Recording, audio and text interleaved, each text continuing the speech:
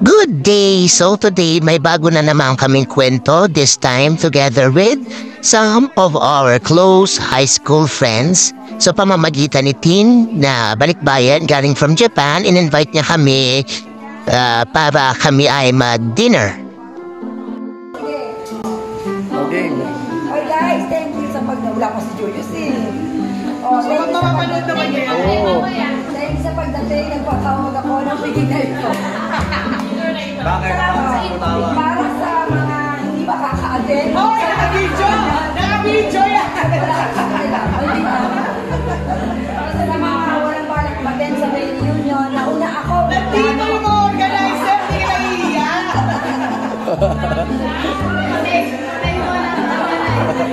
Ano na pre? Reunion. So may explain na lang yung maasahan nila pagdating ng May. Pero masyadong bago. Ay, tara na! Ay, kamusta? Nagigil ako sa inyo lahat. Ay, Mars, ang mas masarap mag-web. Send mo ba sa GC? Send mo ba sa GC para ma-pressure yung baka may sponsor? Papayag ba kayo na Tingnan mo kay Dan. Ganda mo, ano kanina? Kasi nga ka lumabot ng buhok. Okay na. Ready ba? Ano to? Kare-kare? May lechon. Parang kami sabi sa lechon eh, no? Kasi niya usually talaga lagi na tatag na. Na ganun pa yun eh, kinikis-kis. Ano, wala talaga mag-chat? Namin yung mga eksena nung high school. Ay, oo. Gusto niyo si Tony. Hindi, nagpapatayo na sila nung love life ni Tony. Sabi ko, ay nasaksiyan ko ang love life ni Tony nung college kasi kaklase ko siya nung college. Pag-iba pa kami sa PA, nagkaklase pa kami. Alam niyo, Tony, kinakalat ko ng love life ko. Sex video. So ayan, habang pinag-uusapan nila sa pangunguna ni Ma'am Elisa ang love life ni Sir Tony, ito naman ako tuwang-tuwa sa paghati ng lechon dahil first time ko ako mismo ang nabigyan ng honor na hatiin ang malutong na lechon na ito. Ito ang aking unang inupakan dahil talagang na-excite ako dahil ako ang nagbinyag.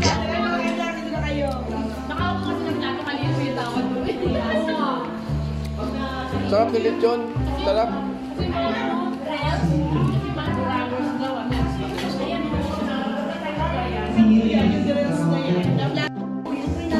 Moving forward, ayan, so settled na ang ating mga kaibigan. Sarap ni lechon. At nagsimula na rin upakan ng mga masasarap na handa ni Dean. By the way, nandito nga pala kami sa Tagaytay, dito sa private villa na ni-rent ni Dean na talagang na-amaze naman kami dahil sobrang laki. Marami kang pwedeng pagganapan, maraming spaces na pwedeng pagganapan ng event na as in talagang kahit saan ka pumuesto, napaka-comfy ng lugar. So eto, itutour nga kami ni Tin sa itaas para ipakita sa amin ang mga kwarto. So, possible na sa iba, normal type yung mga ganitong renting place. Pero sa amin talagang first time namin na nakapag-rent or naka-attend ng ganitong kagandang lugar. Ito nga yung Saglit Private Villas. So kung saan na to sa Tagaytay, search nyo na lang sa map.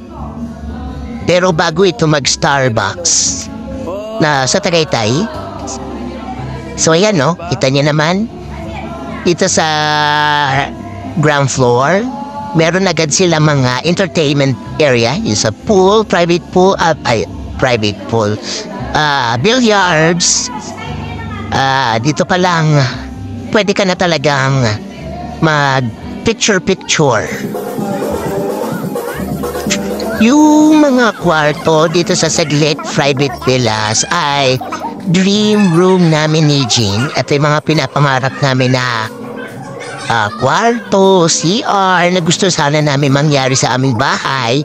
Pero hindi pa sa ngayon. Siguro pag retired na kami o nakuha na namin ang aming mga pensyon, baka sakalang kami makapagpagawa ng ganito.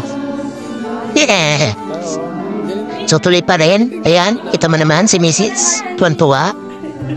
Ang bawat room ay napakalaki. Talagang parang master bedroom. Amoy, ano pa siya, museum sa bango. Datang di masyadong nagagamit. Talagang sulit na sulit ang ibinayad ni Tin dito sa lugar na ito. So ito pa, ang 3 kwarto yung pinasok namin sa taas. At amazed na amazed talaga si Ben. Kitang-kita niyo naman sa kanyang mukha. So dyan sila matutulog. Sa kabilang kwarto kami ni Jean. At nakalibre pa kaming staycation dito sa pa-event ni Maring Tin. Which is sobrang thankful kami. At sa labas, ayan, makikita nyo view ng Tagaytay sa gabi.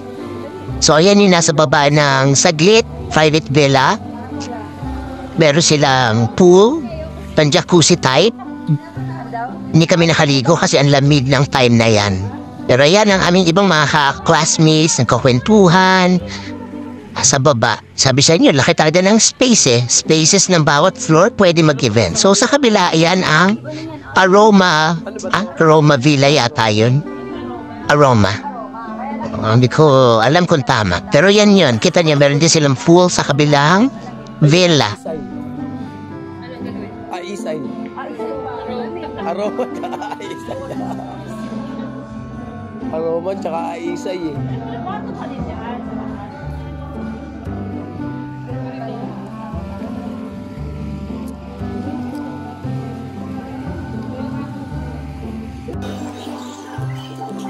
So technically, yan ang aming inatenan na event noong gabi. And sobrang thankful kami talaga sa Tin for hosting this event at sa aming mga classmates na took time para kami ay makasama. So sana sa aming grand reunion, maka-attend pa ang mas marami.